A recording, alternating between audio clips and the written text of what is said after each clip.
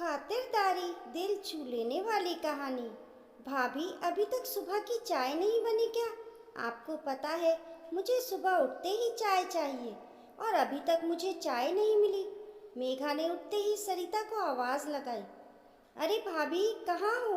अभी तक दिखी नहीं। अभी तक सो रही हो क्या?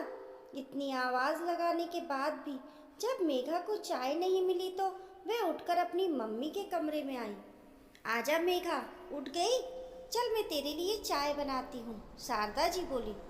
क्यों मम्मी, आप चाय क्यों बनाएंगे? भाभी कहाँ गई? अरे तेरी भाभी योगा क्लासेस गई हैं, उसे आने में अभी वक्त लगेगा, तब तक मैं तेरे लिए चाय बना देती हूँ। योगा क्लासेस? अब ये कौन सा नया नाटक है? पहले तो नहीं जाती थी। हाँ बेटा, उसे डॉक्टर ने कहा है। पता नहीं कौन सा डिप्रेशन है, डॉक्टर ने चेतावनी दी है, अगर अपना ख्याल नहीं रखोगे तो कुछ भी हो सकता है, इसलिए तेरे भाई ने उसे सुबह सुबह योगा क्लासेस भेजना शुरू कर दिया। जब तक वे आती है तब तक चाय वगैरह मैं बना लेती हूँ। लेकिन मम्मी ये तो सब आपसे काम करवाने के ड्रामे हैं। अब बेटा क्या कर सकती हूँ? उस समय 10 दिन के लिए बेड रेस्ट पर आ गई थी महारानी। सारा काम मुझे अकेले करना पड़ता था। फिर मुझे लगा कि सारा काम करने से अच्छा सुबह की चाय बनाना है। अब वह सारा दिन ठीक से काम करती है। मुझे सब पता है, ये घर से बाहर जाने के चोचले हैं। अब मैं आ गई हूँ ना मम्मी, अब आप मुझ पर छोड़ दो, मैं सब सही कर जाऊंगी। आप बैठो, मैं चाय बना कर लाती हूँ।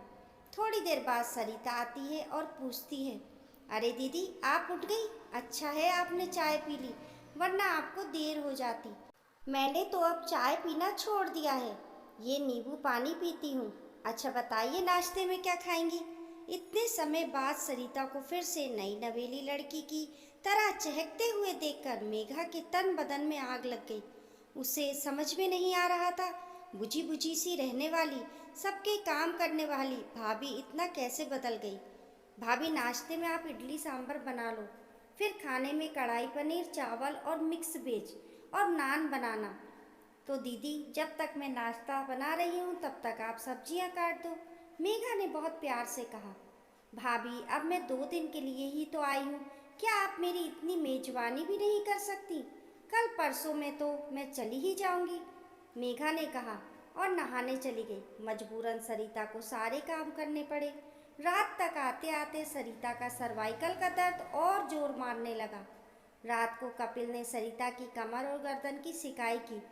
दर्द की वजह से अगले दिन सरिता योगा क्लासेस भी ना जा सकी। देखा मम्मी, मैंने एक ही दिन में इनकी योगा क्लासेस बंद करा दी ना। अब थोड़ी देर में इनसे ही चाय बनवाऊंगी। थोड़ी देर में मेघा ने सरिता को आवाज़ लगाई, भाभी चाय बना दो। कपिल ने कहा, मेघा सरिता को बहुत दर्द है, तुम चाय खुद बना लो। क्या भाई, 1-2 दिन के लिए आई हूँ, उसमें भी मुझसे ही काम करवाओगे?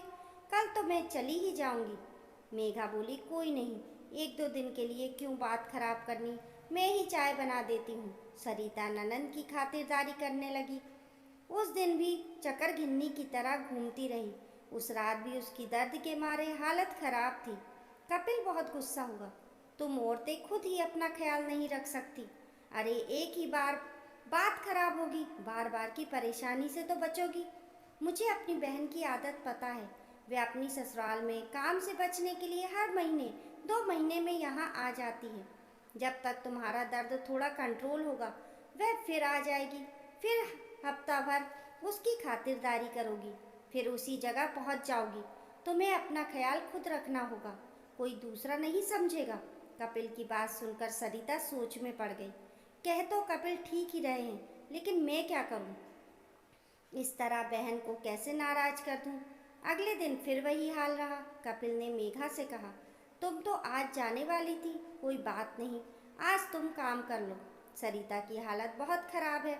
अरे भैया, आज मेरे पैर में मोच आ गई, इसलिए नहीं जा पाई।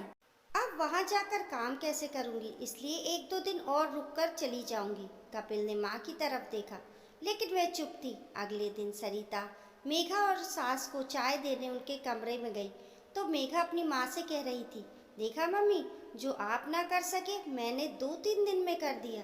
अब देखो मैं 1 हफ्ते तक नहीं जाऊँगी। अब पता लगेगा सुबह सुबह काम छोड़कर योगा क्लासेस कैसे जाते हैं। मेरी मम्मी को काम में लगा रखा था। सरिता ने सुना तो चुपचाप वापस आ गई। उसे बहुत दुख हुआ। जिस सास ननद के लिए उसने अपनी बीमारी की परवाह नहीं की, वह उसको ऐसे बेवकूफ़ बना रही थी। सरिता रसोई में गई और उसने वह चाय फेंक दी। थोड़ी देर में मेघा की आवाज़ आई, भाभी अभी तक चाय नहीं आई।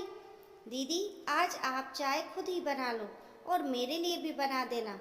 क्या भाभी, कल तो मैं चली जाऊंगी, एक दिन और मेरी खातिरदारी नहीं कर सकती आप? दीदी ये लीजिए, मैंने आपका बैग पैक कर दिया। आपको रोज अपना बैग पैक करने में परेशानी हो रही थी। आप रोज कह रही थी कि कल चली जाऊंगी, इसलिए आज मैंने ही आपका बैग पैक कर दिया। मम्मी जी मैं योगा क्लासेस जा रही हूँ, नाश्ता आकर बनाऊंगी कहकर सरिता बिना रुके वहाँ से चली गई। देख लिया बेटा, मैंने तो पहले ही कहा था कि अब वे बेवकूफ़ नहीं बनने वाली। तुम्हारी चाल तुम पर ही भारी पड़ गई। अब तो उसने तुम्हें बाहर का रास्ता भी दिखा दिया। मम्मी उसको आप लोगों ने मजबूर किया है। अगर मेघा थोड़ा सा काम करवा देती तो क्या बिगड़ जाता? आपको भी पता है कितनी मुश्किल से सरिता ठीक हुई थी। मेरी सारी मेहनत पर यह पानी फेरने चली थी। अब भुगतो। अपनी खातिरदारी खुद करवाना भी आना चाहिए, तभी खातिरदारी हो सकती है, वरना नहीं। कपिल माँ और बेटी से कहकर चला गया। मेघा और शारदा जी को समझ आ गया कि अब उनका ये ड्रामा नहीं चलेगा। बहू भी इंसान है और ये उन्हें समझना होगा। इस कहानी को लेकर आपकी क्या राय है, हमें कमेंट करके ज़रूर बताइए। कहानी पसंद आने पर लाइक और शेयर करें। ऐसी ही अच्छी अच्छी कहानियों के लिए चैनल को सब्सक्राइब करना ना भूलें। मिलते हैं फिर एक नई कहानी के साथ। तब तक के लिए नमस्कार।